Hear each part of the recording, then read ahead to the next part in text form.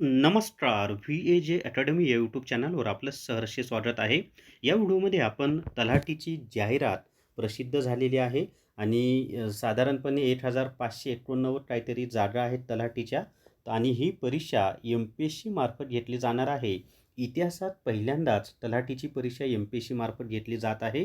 तर आता ही जी परीक्षा आहे ना, ही परीक्षा MPSCमध्ये कंबाईन ग्रुप सी म्हणजेच संयुक्त गट क पूर्व परीक्षा जी आहे किंवा संयुक्त गट क परीक्षा आहे त्यामध्ये समाविष्ट केलेली आहे.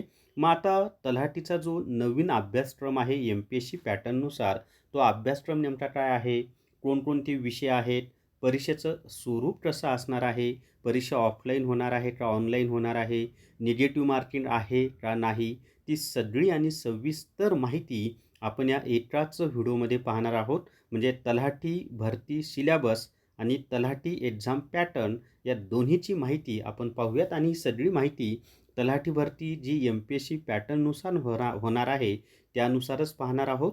तर व्हिडिओ शेवटपर्यंत पहा. या व्हिडिओला सर्वांनी लाईक करा, शेअर करा आणि VAJ अकॅडमी हे जे आपले यूट्यूब चॅनल आहे ते सबस्क्राईब करा.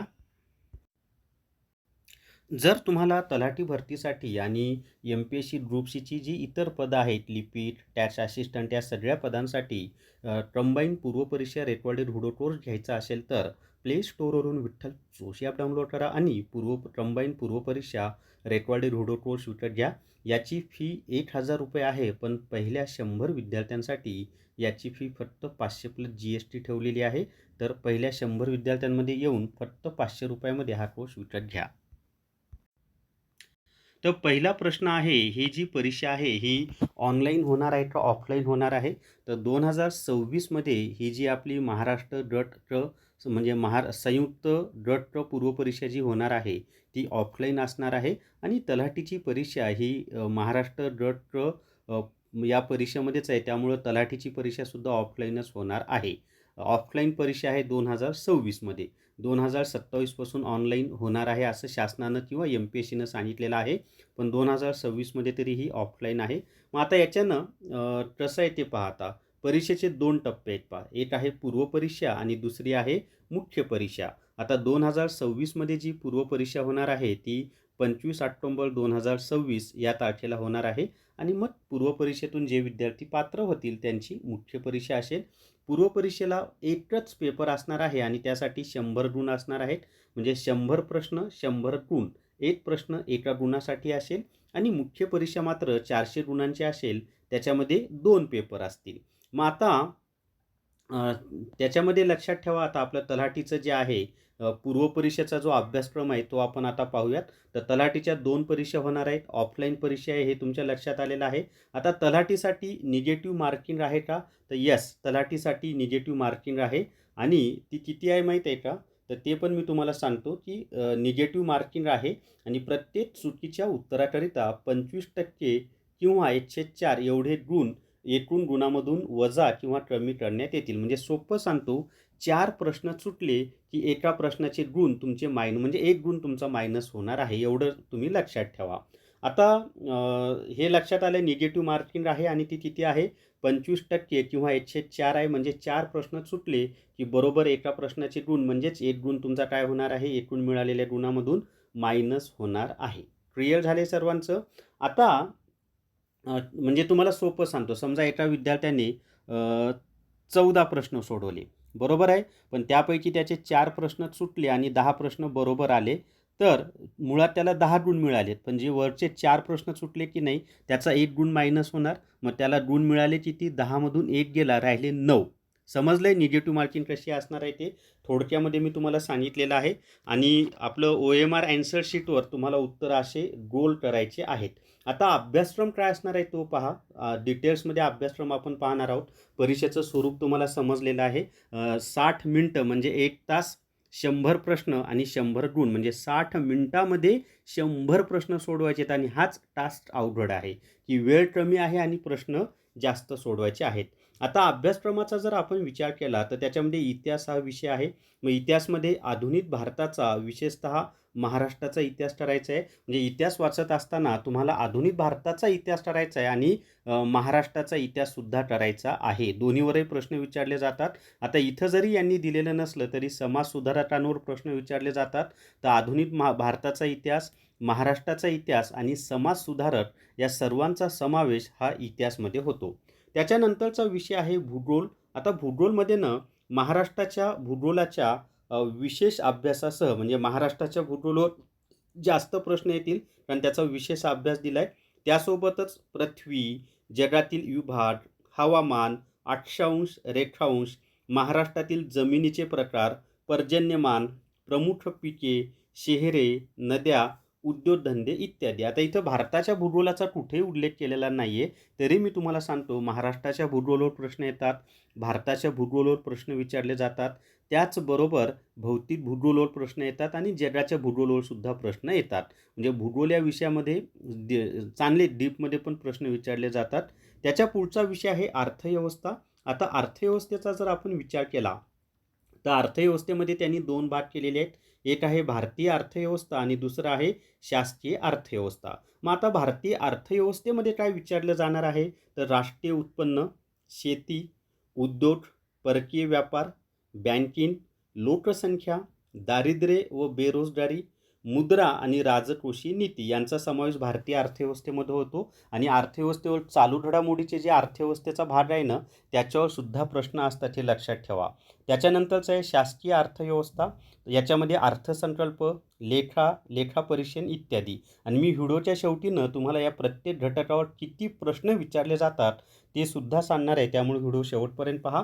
त्यानंतरचा घटक येतो चालू घडामोडी. आता चालू घडामोडीमध्ये जागतिक तसेच महाराष्ट्रासह भारतातील चालू घडामोडी म्हणजे राज्य स्तरावरच्या चालू घडामोडी, देश पातळीवरच्या चालू घडामोडी आणि आंतरराष्ट्रीय पातळीवरच्या चालू घडामोडी यामध्ये तुम्हाला विचारल्या जातील.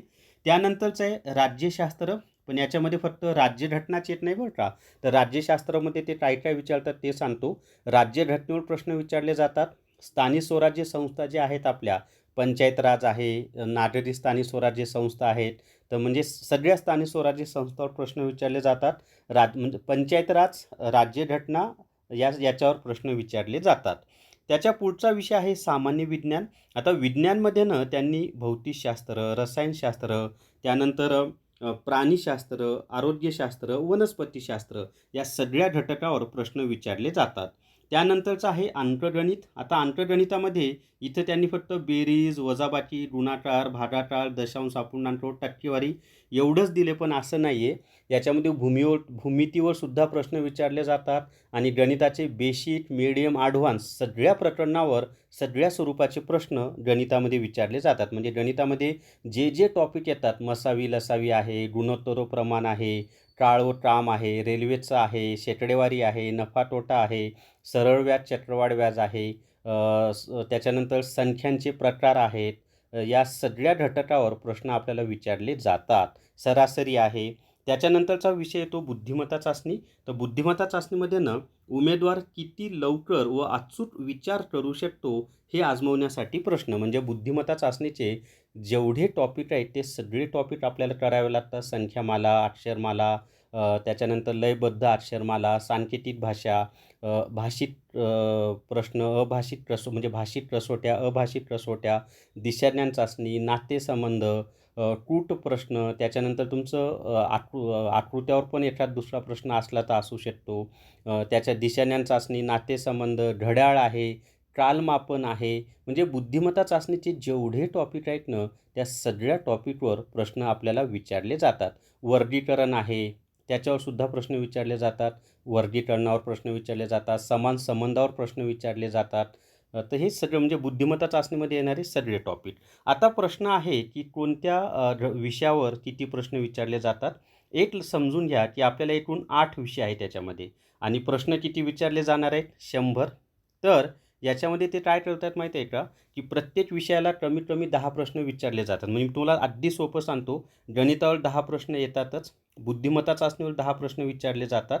आता हे झालं 20 मार्क्स फिक्स झाले आणि याच्यावर असेच प्रश्न आत्तापर्यंतचं तुम्ही मागचं रेकॉर्ड पाहिलं तर असंच आहे. आता उर्वरित जे विषय आहेत ना, त्याच्यामध्ये कधी काय करतात, इतिहासावर 14-15 प्रश्न विचारतात, कधी चालू घडामोडीचे 12-13 प्रश्न विचारतात. आता 2025मध्ये पाहिलं तर अर्थव्यवस्थेवर 15 प्रश्न आलेले आहेत. भूगोलवर 7 का 8च प्रश्न त्यांनी विचारले होते. इतिहासावर 10 प्रश्न विचारले होते. त्याच्यानंतर राज्यशास्त्रावर 13-14 प्रश्न 2025मध्ये विचारले होते. विज्ञानावर सुद्धा 12-13 प्रश्न विचारलेले आहेत. म्हणजे गणित आणि बुद्धिमत्ता चाचणी दोन्हीवर 10-10 प्रश्न असतात, हे आत्तापर्यंतच्या अनुभवावरून आहे. आणि उर्वरित जे विषय आहेत ना, त्याच्यामध्ये इतिहास, अर्थव्यवस्था, राज्यघटना, सामान्य विज्ञान याच्यावर 12-13, कधी-कधी एखाद्या विषयावर 14-15 पण प्रश्न विचारले जातात. तर हे झालं प्रश्नांची संख्या. मी तुम्हाला व्यवस्थित आणि सविस्तर अशी माहिती दिलेली आहे पहा मित्रांनो. जर तुम्हाला तलाठी भरतीसाठी MPSC ग्रुपची टेस्ट सिरीज घ्यायची असेल तर प्ले स्टोअरवरून विठ्ठल जोशी ॲप डाउनलोड करा आणि MPSC ग्रुपची टेस्ट सिरीज विकत घ्या. याच्यामध्ये 15 ऑनलाईन फुल टेस्ट दिलेले आहेत आणि बाकी 300पेक्षा जास्त टॉपिक वाईज टेस्ट आहेत. तुमचा सराव छान होईल. तर या व्हिडिओमध्ये आणि फी फक्त 200 प्लस GST आहे. तर या व्हिडिओमध्ये एवढीच माहिती. या व्हिडिओला सर्वांनी लाईक करा, शेअर करा आणि VAJ अकॅडमी हे जे आपलं यूट्यूब चॅनल आहे ते सबस्क्राईब करा. थांबूयात. धन्यवाद.